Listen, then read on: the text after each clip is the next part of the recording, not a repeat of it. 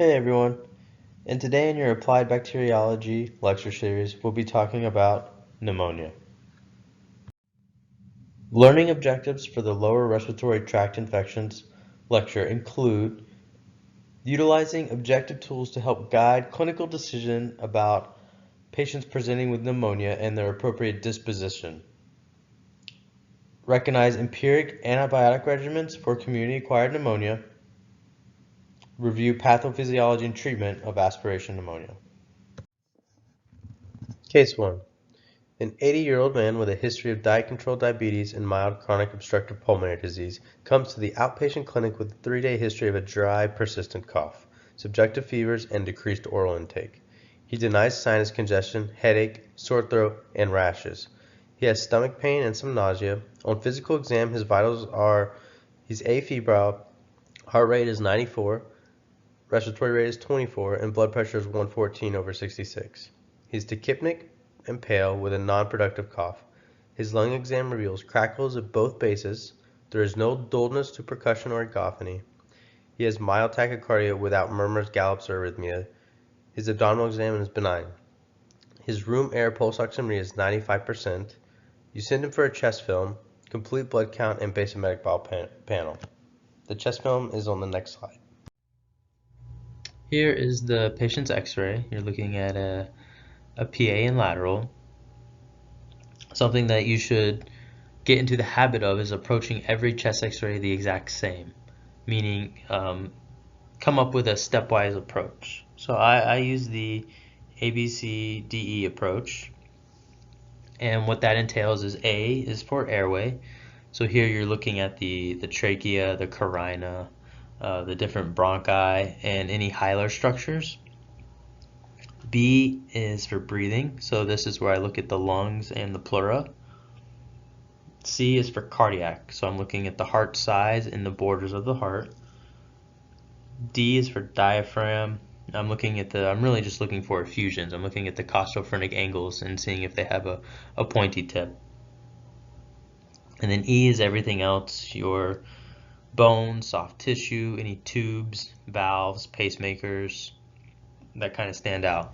So when reviewing this imaging, what does stand out to me is on the right lower lobe there seems to be some sort of consolidation, looks like in the lower lobe on the right side of this chest film. Here are the patient's lab values. When patients present with respiratory symptoms, you want to be reviewing the CBC, and things to look for specifically are your white blood cell count. Is it elevated would help you lean towards more of an inflammatory, possibly infectious process going on.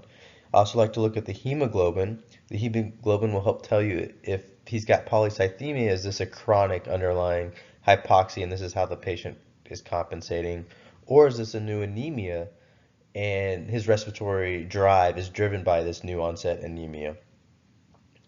When reviewing the basic metabolic panel, I always look at the kidney function by reviewing the creatinine, which would help lead you toward more, is the patient dry or is this more of a sepsis picture? Also like to look at the bicarb, because the bicarb will help tell you if there's an underlying acid-base disturbance and if an ABG would be warranted to better identify what's going on with the patient's acid-base status. So reviewing these labs at whole, the patient has pretty unremarkable labs. There's nothing really that stands out. So after reviewing the patient's presentation, the chest x-ray, and his lab work, what is your diagnosis? After analyzing the case, the patient has a right lower lobe pneumonia. Next step would be determine the disposition. Using your clinical judgment with the aid of these scoring systems such as the Pneumonia Severity Index and the Curb 65 can be helpful. Both of these can be found on MD Calc application on your phone. The Pneumonia Severity Index is a prognostic model which takes into account the patient's comorbidities along with current lab values. This is more specific and sensitive due to the amount of factors that it takes into account. The Curb 65 is a much more simplistic tool. However, the sensitivity and specificity is much less given the limited factors that it includes. The take-home is that your clinical judgment should always take precedence over these scoring tools but these tools are here to help aid in your decision making of the best disposition for the patient. After making the diagnosis of pneumonia, next step is to determine the treatment, and the best way to choose your treatment is to have an understanding of the most common organisms. The most common etiologies for your community-acquired pneumonia in the outpatient setting include your Streptococcus pneumonia, Mycoplasma, Haemophilus, and Chlamydia pneumonia. On the inpatient side, you still have those same bugs being common, but you want to think about the addition of a Legionella. When the patient is in the ICU, same organisms, but you want to broaden what organisms could be involved, in particular your Staphylococcus aureus and your gram-negative infections. And the classic board question is a patient with a recent viral pneumonia now comes in septic with worsening infiltrates. This is when you really want to be thinking about a Staphylococcus aureus pneumonia infection. Now you've made the diagnosis, you've determined the disposition, and you thought about the different organisms that could be causing this. Now, should you be ordering any additional tests? Well, if you're treating the patient in an outpatient setting, no additional test is needed and you can just treat the patient empirically. If the patient's being admitted into the inpatient setting, according to the IDSA guidelines, they recommend the following: to collect blood and sputum cultures if severe disease or you are empirically treating for a MRSA coverage or pseudomonal coverage, Legionella and your Streptococcus pneumonia urinary antigen is not routinely collected unless there is severe disease. And then, depending on the year, always collect an influenza swab. This will typically be more common in the fall and the winter time. And the roles of a respiratory viral panels are still evolving and can be ordered on a case-by-case basis. There's no clear guidelines of if and when you should be ordering these. And lastly, the IDSA recommends against ordering a procalcitonin, given the limited evidence available at this time and still evolving of this new lab order that we are able to do. Let's first discuss outpatient treatment. We can divide treatment by if the patient has risk factors or comorbidities, or if they're healthy individuals. These guidelines are from the updated 2019 IDSA guidelines.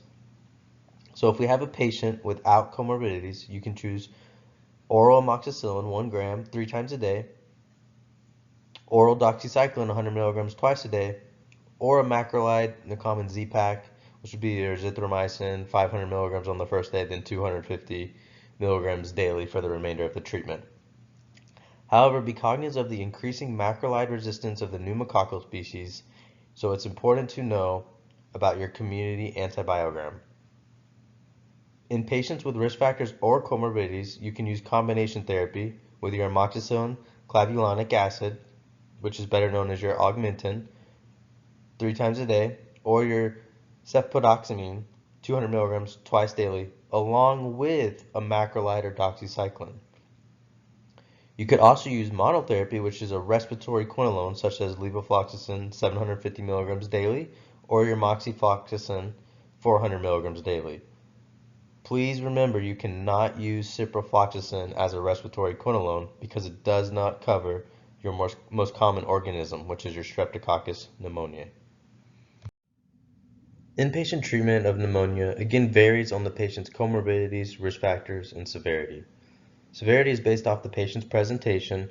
Typically, if they warrant admission to the ICU, they are classified as severe.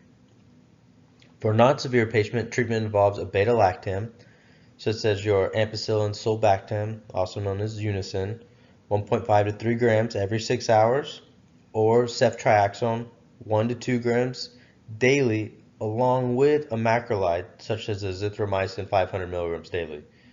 You could also use a monotherapy with a respiratory fluticone as well.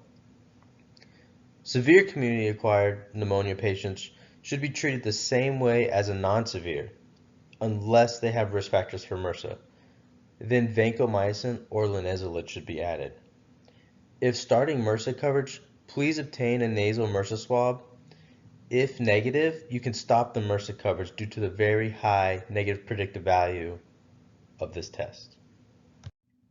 Different studies have been conducted to help aid in the duration of therapy, with most recent data showing the shorter duration is non-inferior to longer duration treatments. And I've provided a multi-center study literature paper here at the bottom in JAMA that was published that explains this.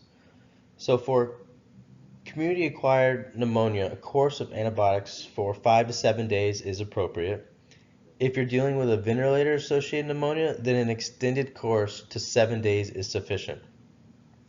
If cultures results to a different pathogen than you were originally empirically covering for, you must restart the duration of treatment from the day you switch to appropriate antibiotic coverage.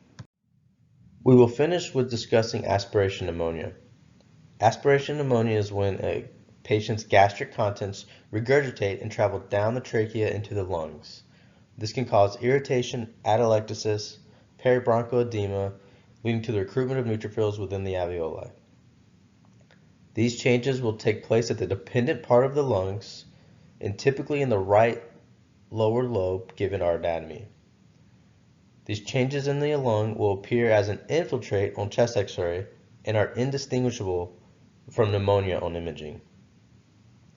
The aspiration causes a chemical pneumonitis, and the difference is that the pneumonitis will resolve very quickly over days, as opposed to pneumonia, the infiltrate will take weeks to recover on imaging.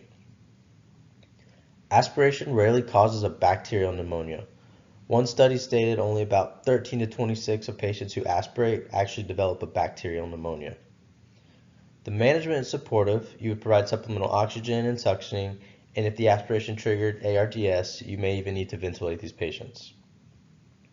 The new IDSA guidelines state that if you do choose to treat an aspiration pneumonia with antibiotics, it is not recommended to cover for anaerobic bacteria unless there's suspected empyema or abscess.